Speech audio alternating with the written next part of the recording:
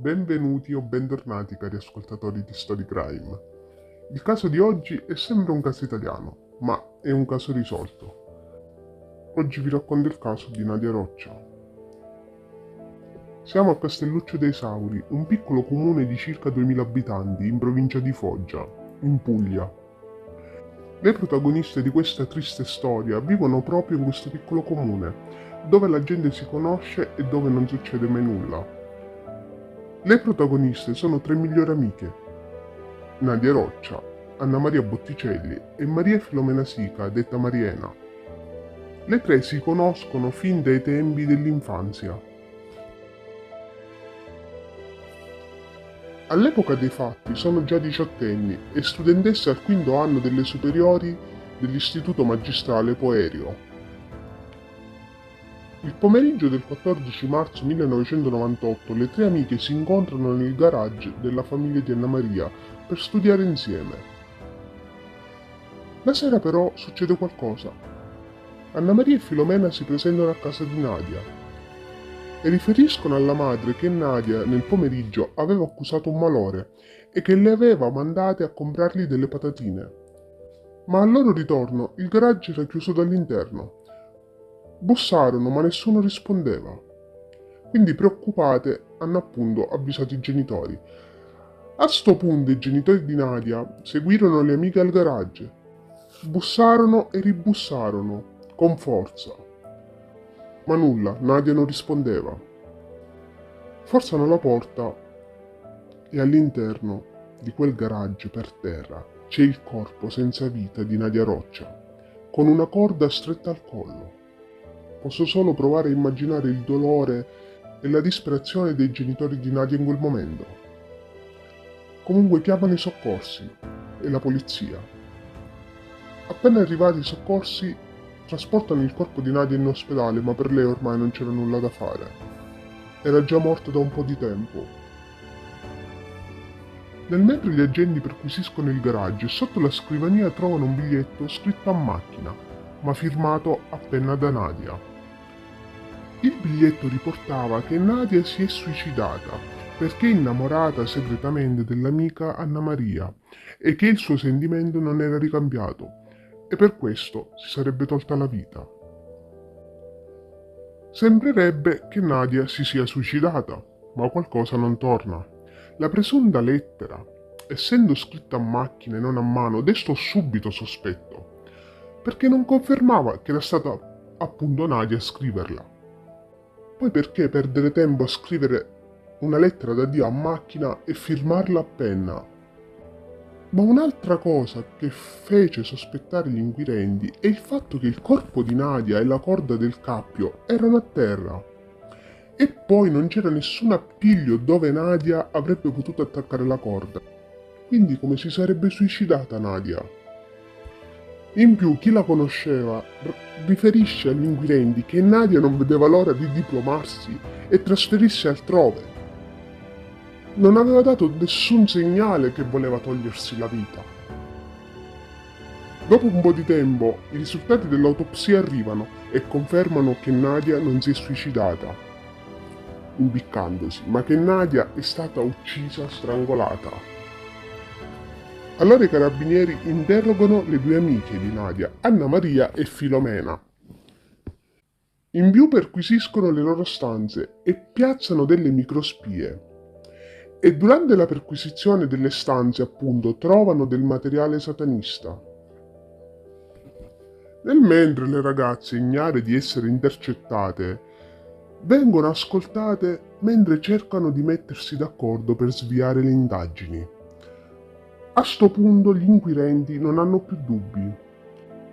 Riconvocano le ragazze in centrale e le mettono sotto pressione in modo da farle confessare. La prima a cedere è Mariena e dopo anche Anna Maria. Le due raccontano che Nadia tempo prima le aveva prese in giro, che dopo il diploma le avrebbe aiutate a stabilirsi in America, che lei aveva uno zio lì e le avrebbe aiutate a stabilirsi, ritrattando dopo quanto aveva detto. E dopo questo episodio le due avrebbero deciso di uccidere Nadia. un movente che non convince per niente gli inquirenti. Le due progettavano di uccidere Nadia già mesi prima e ci avevano anche provato. Tentarono di farle bere una Coca-Cola avvelenata con un topicida, ma Nadia rifiutò l'offerta quel giorno. Allora le due iniziarono a premeditare un piano studiato per uccidere Nadia. Piano che accettarono di ricostruire davanti ai magistrati nel garage. Questo è quello che è stato ricostruito. Quel giorno le due amiche invitarono Nadia nel garage di Anna Maria.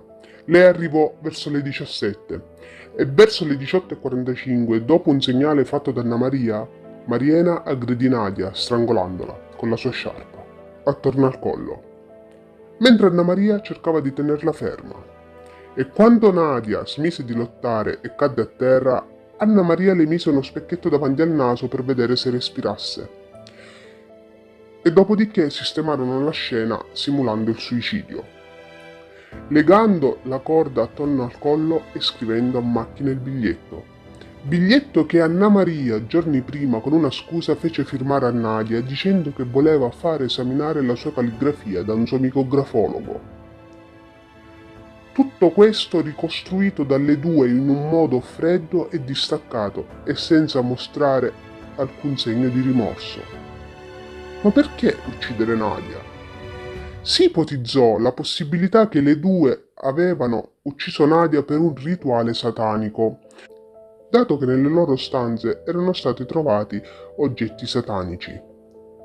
Ma poi Anna Maria disse agli inquirenti che sognò il defunto padre di Mariena che morì quando lei era piccola.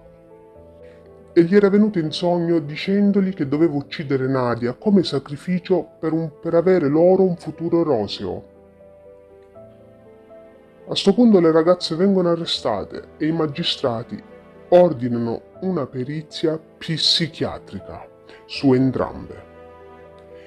Dai risultati emerge che le due erano in piena capacità di intendere e volere.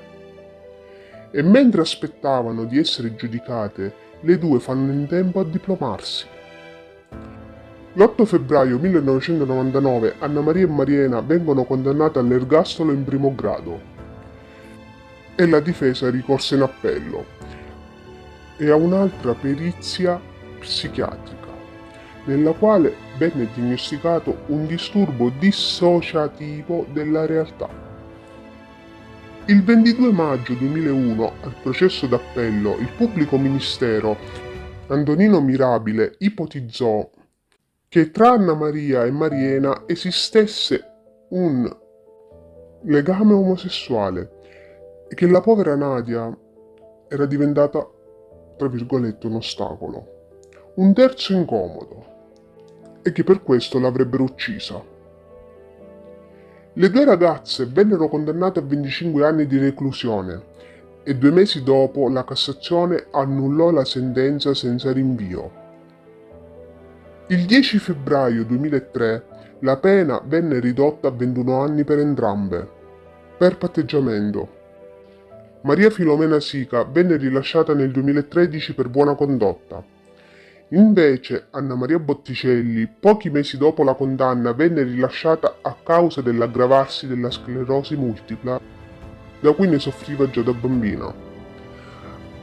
Attualmente le due sono libere e vivono sotto nuova identità, una in Toscana e l'altra in Veneto. Bene ragazzi, qui si conclude questo video. Fatemi sapere che cosa ne pensate voi di questo caso. Vi do appuntamento al prossimo venerdì con un altro story time. Alla prossima!